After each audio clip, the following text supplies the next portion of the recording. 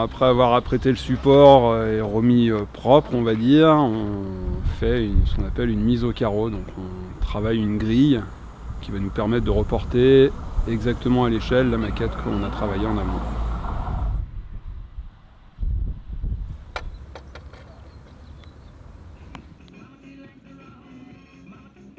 Une passion du street art qui m'a mené à peindre principalement en Rhône-Alpes, à Lyon, et qui m'a emmené dans toutes les capitales d'Europe, ainsi que dans les contrées plus lointaines, comme l'Asie par exemple. Avec notre abri, nous avons décidé de réaliser une fresque géante, puisque le mur fait 5 mètres par 60 de long, donc on a une surface de pratiquement 300 mètres carrés de fresque. Donc c'était un projet relativement intéressant, c'était un vrai défi, et surtout c'était une vraie performance.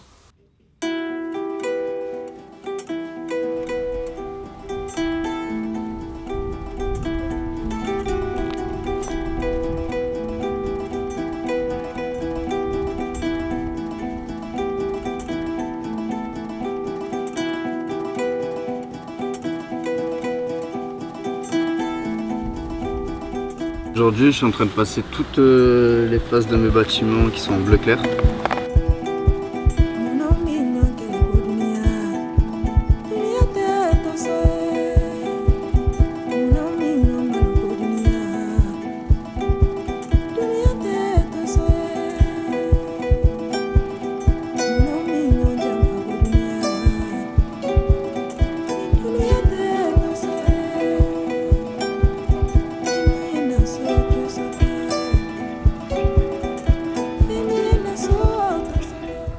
Ouais, dans le catalogue, en fait, je devais faire un début, je devais faire un éléphant.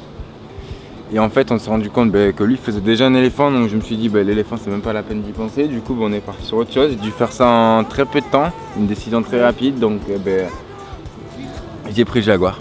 Voilà.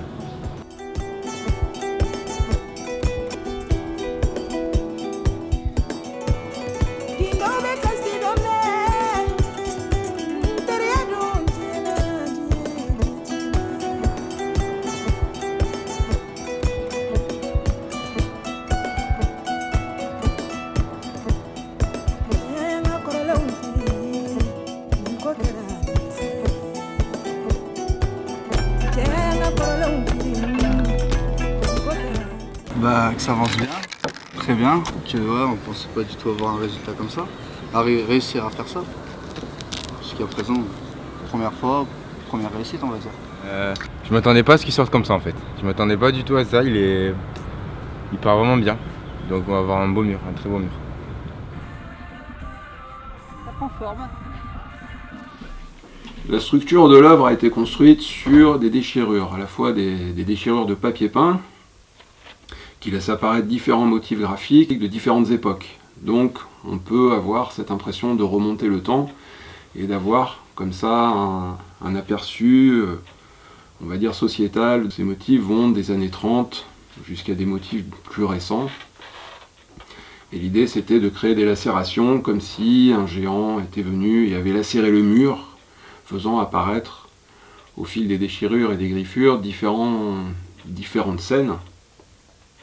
Ces déchirures qui sont aussi symboliquement des blessures sur lesquelles on se construit, sur lesquelles on se reconstruit, sur lesquelles on tire une force.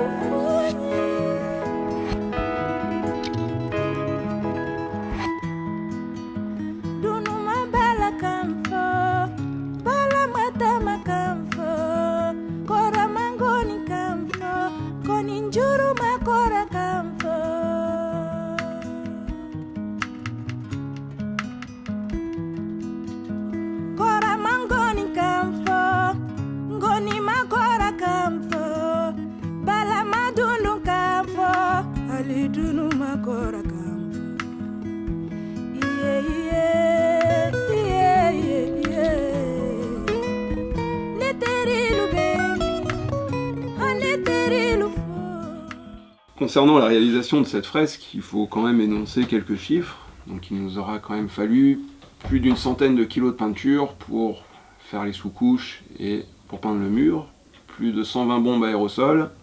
Nous avons été 5 personnes à peindre, chacun a passé au moins de 200 heures.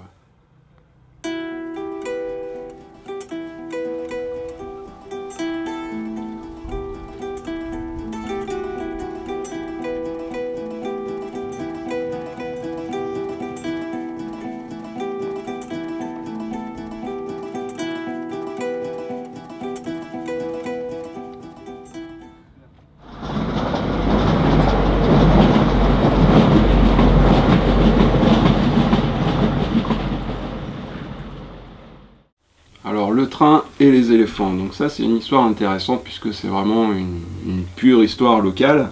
Donc un jour, dans les années 60 ou 70, le cirque arrive à Roanne, mais par le train.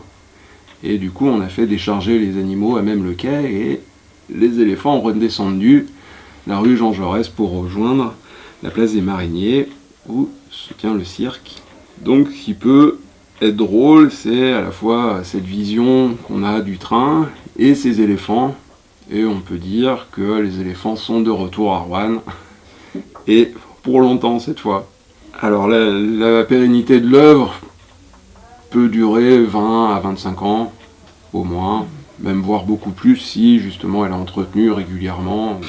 Donc la fresque se déroule, c'est l'histoire d'un enfant qui dessine dans le sable avec un bâton et qui déroule son rêve comme ça, et qui emmène justement celui qui regarde dans un univers de rêve, d'évasion, de voyage. La scène s'ouvre avec un couple d'éléphants, un plus gros qui transmet à un plus jeune. Donc les éléphants ont toute leur symbolique, associée à l'humanité, la sagesse, la bienveillance, protection, mais aussi le partage, l'échange.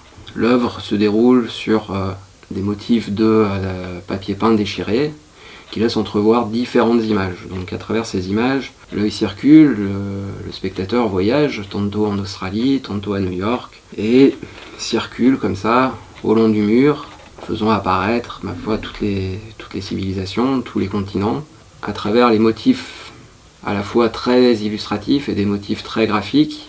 On peut remonter le temps. En conclusion, je dirais que ce genre d'initiatives et de projets sont très bénéfiques puisqu'ils permettent justement de présenter le street art et toute cette culture graffiti sous un biais beaucoup plus positif que tel qu'on le connaît actuellement. Et surtout sortir des clichés et créer une vraie ouverture sur le monde. Donc c'est vrai que l'art dans la ville prend pleinement son sens. Ce genre de projet permet de mettre vraiment l'individu au cœur du projet, au cœur d'un grand ensemble qu'on appelle la ville, et il le met en lumière, il participe pleinement à son embellissement, il participe à écrire l'histoire de sa ville aussi.